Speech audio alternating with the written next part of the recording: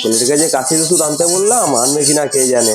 ছেলেটা যা পরিমাণে মাতাল হয়েছে, আসেও তো না এখনো।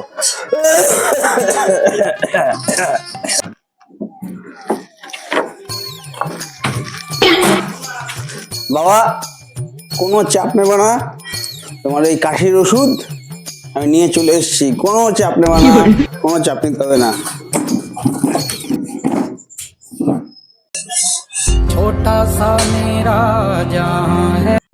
এই 25 বছরে তো বাবা কোনোদিন ভালো কাজ করিসনি, যখন আজকে ভালো কাজটা করেছিস, আজকে আমি তোকে নিজের হাতে রুটি খাওয়াবো বাবা। দাঁড়া।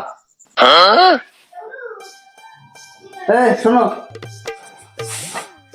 বাবা তোমার ওষুধ সব চলে এসছে, ঠিক আছে?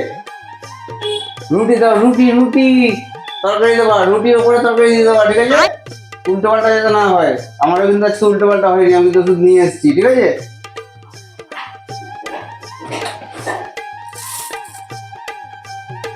ভিডিও বলে কোম্পানিতে আগুন লেগে গেছে।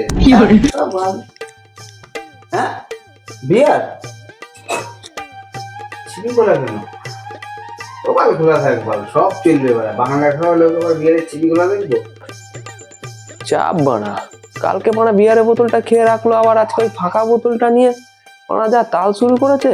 মনে হচ্ছে মানে আজকেও ওষুধটা আনেনি। ঠিক আছে, না আনলে মানে কি করতে হয় সেটাও আমার জানা আছে, দেখছি। এই এই নে খাবারটা নে, আর আগে ওষুধটা দে। টেনটেনা টেনটেনা।